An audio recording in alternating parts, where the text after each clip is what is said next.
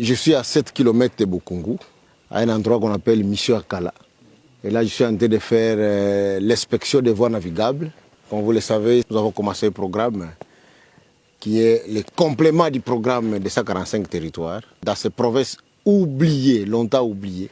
D'ailleurs, l'homme qui fait trop de bruit à Goma, là, c'est l'homme qui a fait 18 ans dans ce pays. Et il y a des endroits, des coins de ces pays où les gens n'ont jamais vu les véhicules, les routes sont oubliées, il n'y a pas de voies navigables. Ils n'ont aucune possibilité de pouvoir accéder. Mais je voudrais effectivement répondre aux questions des gens qui parlent par-ci, par-là du discours de Kabila et de sa présence à Goma. Je voudrais effectivement profiter de ce moment pour leur dire qu'il n'y a pas un grand témoin oculaire de ce qu'il a fait comme moi. Le 13 août 2013, j'ai été arrêté après une émission à la radio de Magloire Palou pour avoir dit que le FRDC et le M23 avaient un seul commandant qui s'appelait Joseph Kabila. On m'a condamné à 3 ans de prison pour faux bruit. Mais je crois qu'aujourd'hui, les juges qui m'ont condamné se rendent compte que j'avais raison. C'est effectivement lui qui était déjà à cet temps-là le commandant du M23 et au même moment le commandant des FARDC. Par cette duplicité qui a duré plus de 18 ans, il a réussi à faire filtrer notre armée de bout à bout, de telle manière que nous sommes incapables de gagner la guerre. Il est allé trop loin, puisque dans les récents affrontements, il appelait individuellement des officiers qui lui sont encore fidèles pour qu'ils puissent saboter les efforts du chef de l'État, notamment en abandonnant des villages tout entiers et des villes entre les mains des rebelles. Donc depuis longtemps, la rébellion du M23 a comme commandant suprême Joseph Kabila. Et d'ailleurs, par mes renseignements, j'avais appris que Nanga voulait devenir président de l'AFC. Kabila a dit non, tu ne peux pas devenir président, tu vas être seulement coordonnateur. Puisque quand tu auras pris Kalemi, moi-même le président, je viendrai pour prendre ma place. En fait, depuis que cette guerre a commencé, il n'y a que lui qui la commande, il n'y a que lui qui la finance. On ne peut pas cacher des choses. Les chefs de l'État, à les nommer, les gens avaient dit qu'ils n'avaient pas raison, mais aujourd'hui, les faits nous donnent raison.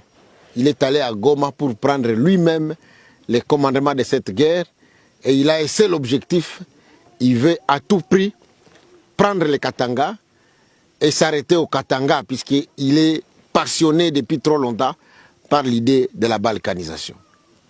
Mais c'est très triste, c'est très triste. Je voudrais aussi d'ailleurs, pour ceux qui ne le savent pas, toutes ces fameuses guerres qu'il a soi-disant menées contre l'M23, elles n'ont jamais été menées. Nous avons été menés sur toutes les batailles.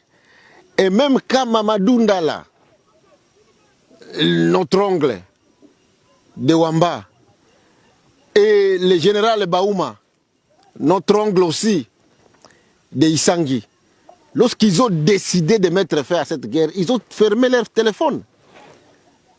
Kabila ne savait pas les atteindre. Mais à la fin, vous savez ce qu'il en a fait. Il a tué Mamadou Ndala, il a tué aussi le général Baouma. Et aujourd'hui, lorsqu'il parle du Congo oriental, vouloir se porte-parole de Baswahili, je voudrais bien vous dire que lui n'a jamais été porte-parole de Baswahili. Il n'est pas digne de l'être. Mamadou Ndala, c'était Mousswahili. Baouma l'était aussi. Et même lorsque Katumbi a voulu devenir candidat président de la République, qui l'a empêché de devenir candidat? C'est lui-même. C'est pour vous dire qu'il ne peut pas prétendre que c'est lui qui est le porte-parole de Baswahili. Je voudrais d'ailleurs à cette occasion demander à mon frère Mboussa Nyamwisi que nous ici, nous sommes un peuple noble, un peuple respectable et un peuple respecté.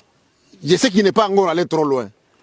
Je voudrais vraiment lui demander d'arrêter d'appuyer Kabila. Kabila le trompe. Ce qu'il lui a fait avant-hier, il le lui fera encore aujourd'hui. C'est un ennemi de la République, il faut le traiter comme tel. tous ceux qui sont en train de prétendre qu'il va les aider, je crois qu'ils se trompent. Je voudrais d'ailleurs enfin vous dire que nous avons choisi de défendre la patrie. Nous sommes des patriotes, nous sommes des Wazalendo. C'est grâce aux Wazalendo que Uvira n'est pas tombé, c'est grâce aux Wazalendo que le front n'est pas allé dans les Tanganyika et dans les Katanga. Malgré le fait qu'il y a certains qui essayent de saper l'image des Wazalendo, il y a certains d'entre nous qui affament les Wazalendo. Mais les Wazalendo ont choisi de se battre pour leur terre, pour leur pays. Nous allons continuer notre combat. Et je voudrais dire aux Gomatraciers, à tous les Wazalendo de Goma, que Kabila, le bourreau de la République, ne doit pas trouver sommeil dans la ville de Goma. Il ne doit pas trouver sommeil. Il faut absolument l'empêcher de se promener dans cette ville, puisqu'il a un plan machiavélique. Il nous a volé 18 ans en train de faire la complicité avec les services rwandais. Il est arrivé à vendre certains des titres miniers appartenant à la RDC au Rwanda et à des officiers rwandais, que ce soit dans le Kivu, comme dans les Katanga, et il veut continuer sa lutte macabre. Nous allons rester derrière Tshisekedi pour les combattre.